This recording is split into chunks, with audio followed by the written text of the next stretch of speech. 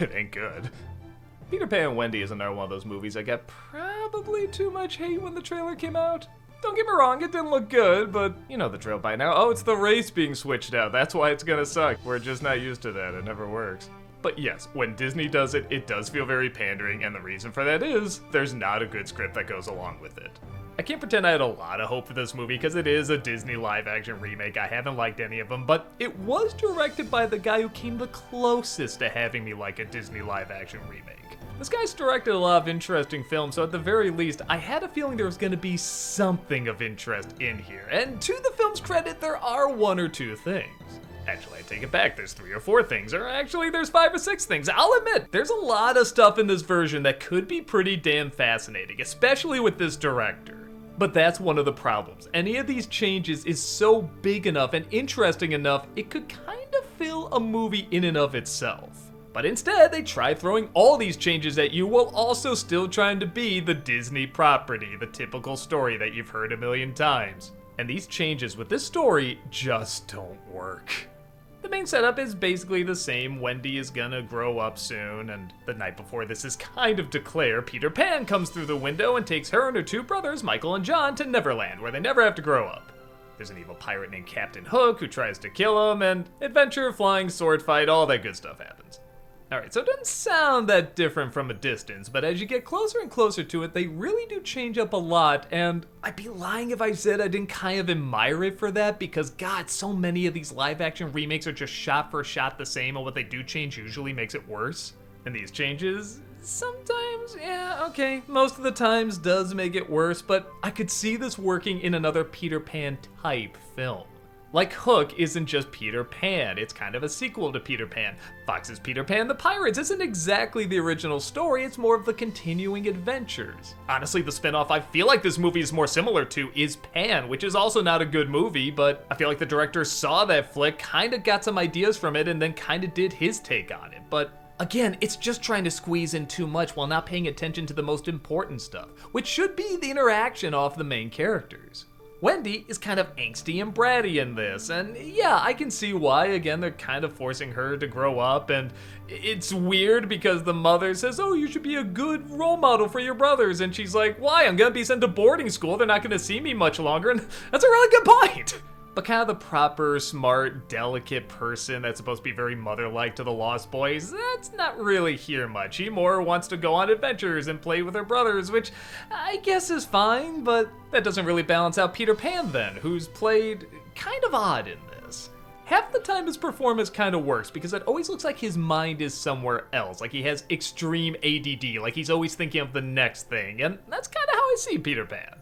But the other half of the time, it looks like he's just trying to remember his lines. Like there's some emotional moments that are supposed to hit really hard, and he just has the same distant expression when he should be really focused on the emotional moment at hand. There's a moment where one of the Lost Boys says, oh, he must be angry, he slammed the door, and I was just thinking to myself, was he? He said that line exactly how he said all the other lines. Michael and John might as well not even exist. They're just pawns to be tossed around in this. They have little to no personality. Jude Law is one of the most boring Captain Hooks I've ever seen. Until, again, one specific moment. We'll get to that in a bit, but I can't take great offense that he didn't play both the father and Captain Hook in this. Honestly, they have Alan Tudyk play the father, and all I'm thinking is, I think I would have liked him as Captain Hook. I think he would have really left more of a stamp on this character. Tink goes from being very jealous but still delightful to just kinda Wendy's best friend. Like they don't even bicker or argue in this, there's no jealousy at all, and again, she doesn't really have that much of a personality. Neverland looks really dull. A lot of things in this movie looks really dull. Like, it's Neverland. It should be enchanting. A kid should go there and be like, wow, this is amazing what I'm looking at. But this is a very unmagical looking magical world. Which I guess shouldn't make too big of a difference if we're focusing more on like the characters' interactions off each other. But most of the interactions off of everybody just doesn't feel legit. It doesn't feel believable. It really makes you appreciate the setup that they had in the original Peter Pan. You see why there's so many different tellings of this story, and it usually works if they just kind of stick to the core emotions and characters. You see how they all kind of balance each other out, and how there are extremes and opposites and similarities, and even the idea of a kid not growing up, going to a magical land where he doesn't have to grow up, is very open to different ideas, and that's where the film does get a little interesting. It does play with that a little bit.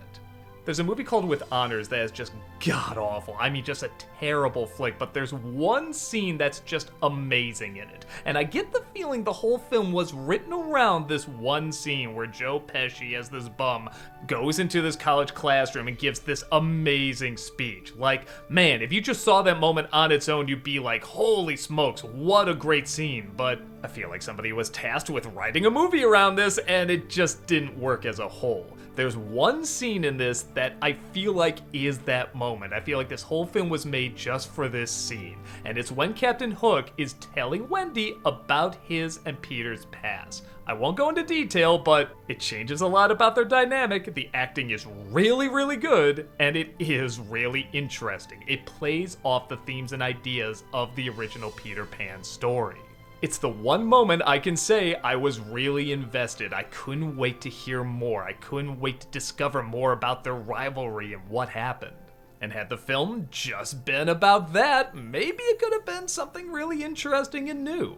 The Lost Boys in this one, it turns out, aren't all just boys, and Wendy points it out, and they're like, so? And she's like, okay, and on the one hand, I almost like that, because that seems very kid-like, like that would be their response to it. But on the other hand, wouldn't it be more interesting if they did dive into that? Given this time period, like maybe there were girls who were more boyish and they kind of escaped to Neverland, and that could be an entire movie. Honestly, Wendy just being really bitter that she has to grow up could be a movie in and of its own. Hook and Peter's backstory could have been a movie of its own. So many of these changes would have been fine if they just had that one change and made that the movie.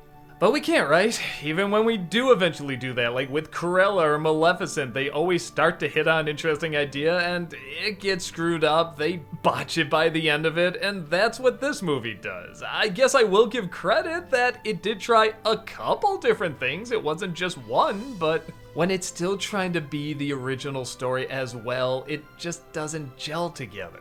The pacing is all over the map. We go from the mother singing the kids a lullaby to suddenly Tinkerbell appearing at the door. And I'm like, wait a minute, that's it? We didn't have any build up to Peter and Tinkerbell showing up? I mean, they're just kind of there? There's so many moments like that that either aren't allowed to breathe enough or breathe too much or just suck out all the charm because I don't really believe any of these people have chemistry together.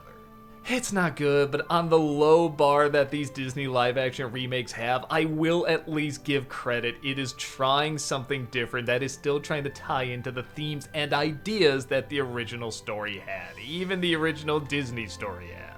Maybe one day one of these live-action remakes will finally hit upon something good, but much like a dead fairy, I just don't believe in this.